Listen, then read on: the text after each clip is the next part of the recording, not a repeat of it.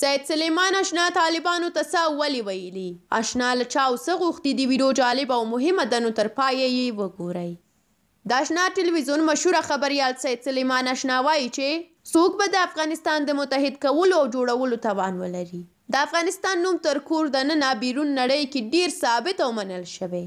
بهرني دولتونه داسې انګیري چې افغانستان د نړۍ د لویو مدنیتونو او برازمونو د وصل محراق دی. ډېرې طبیعي شتمنۍ لري، 4 فصله لري، د قوي اقتصاد مرکزي ظرفیت لري، خو ولسونه یې شاته پاتې دي او په یو مقتدر دولت جوړولو متفق نه دي.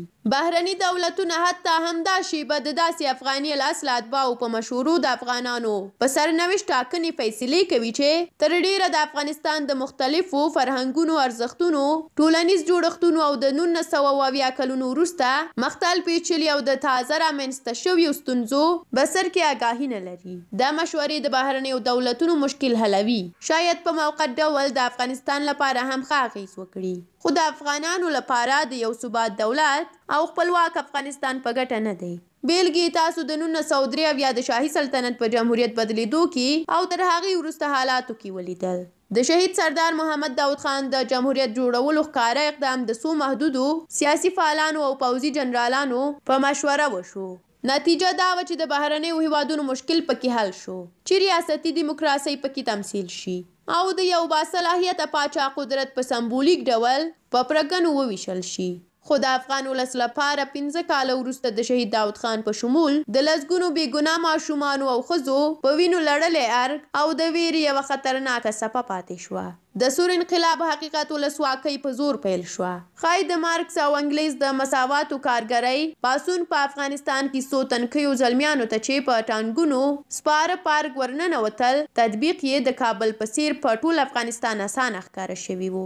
خو ډیر ژر روښانه شوه چې دوی یعنې دیموکراتانو حتی د داود خان له مترقي جمهوریت خواهۍ 10 ګامه مترقي اقدام په افغان ولس تطبیقول غوښتل. داسې کدرونه پکې وو چې وطن یې مترقي او سیال غوښته. خو دا ټول انقلابونه تر ډیره د بهرنیو پایتختونو په دروغجنه او فریبکاره وعدو کېدل او وطن پرستان یې لومړني قربانیان وو.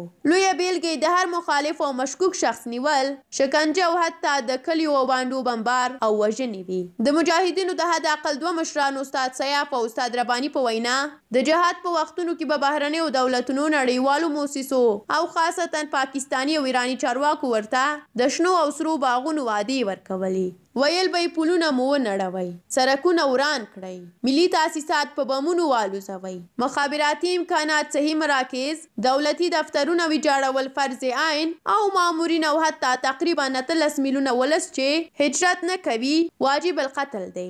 خو د جهاد پای ته رسیدلو سره شاته هیڅ دولت، موسسه او هغه چارواکي نه و چې موږ یې د کابل د جمهوریت سره جنګولو. او د ګاونډیانو تر ټولو نازوانه کړنه دا وه چې د افغانستان حتی 12 کلن هلک یې د جګړې جبهو لیږلو ته هڅول او تر هغې کوچني یې د قرآن او دین د زده کړې په بهانه په جنګ، ترور او نفرت کې قید او د کور، فامیل، کورنۍ، ولس او نړۍ پر ضد تربیه کول. بیا هم دا اولادونه د خپلو جهادي مشرانو پر ضد راووتل او د حقانیه او کوړه خټک د منځوي چاپیریال روزل شویو په لاس یې د ټولو د قتل فتوا په لاس ورکړه. خو 15 کاله تیر شوي نه و چې د جهان تر ټولو زبرځواکه قدرتونه د خپل اثر، تر ټولو لوی پوځي قدرت او امکانات سره د امولو سیند نیولي، تر میرانشاه تنګي او د قلات له دروازو نیولې، تر بریکوټ بوله، بمبار، وران او هر څه قتل کړل. 20 کاله بیا د نړۍ د همدې سر قدرتونو په فرمایش پروژې دولتدارۍ پیل شوه او حتی د دفترونو میزونه، کاغذونه او کمپیوټرونه د خارجیانو په ذوق نصب شول. انګریزي ژبې کسان د جګړې له لومړۍ کرښې نیولې.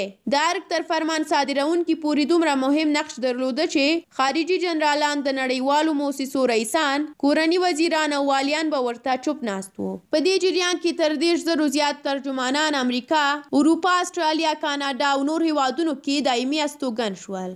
په لکونو لا هم د استوګنې په حال کې دي او په لسګونو زره نورو یې کالي تړلي د وتلو په انتظار دي. دا څو کرښې په نه ماتېدونکي افغانستان کې د متفرقه افغانانو د 45 کلن بحران حالت دی چې د هیواد او دولت جوړونې اساسات پکې ذوب شوي او سبتاژ شوي دي. هغه مخلص او آګاه خلک چې د کلي او ښار چاپیریال کې لوی شوي دي، د شفتلو، د ریبلو او غالو ایشلو نیولې تر خارجي پوهنتونونو صنفونو کې د جهان د عصر علوم او نظریات زده کړي. شاید د دولت د جوړولو تر ټولو غوره نظریه او طرحه جوړه کړي چې اول افغانستان متحد کړي، بیا یې د سیمې له فریبکاره ګاونډیتوب وساتي. هیڅ دولت بې تدبیره نه دی جوړ شوی او هیڅ ملت بې له متقابل درناوي او ارزښتونو ساتنې نه دی متحد شوی. نو د قوم او مذهب پر ځای د افغانستان د خپلواکۍ ملت جوړونې او پرمختګ په ارزښتونو پیژندنې سره متحد شئ او ګډ کار کولو ته یې په یو میز د کار کولو نیت وکړئ. له تاسو ډیره زیاته مننه چې دا ویډیو مو تر اخره ولیده. د سید سلیمان اشنا د دغه لیکنې په اړه تاسو خپل نظریات را سره په کومنټ کې شریک کړئ. همدارنګه یوټیوب چینل سبسکرایب او ویډیو لایک کړئ. تر بیا د خدای په امان ښه وخت ولرئ.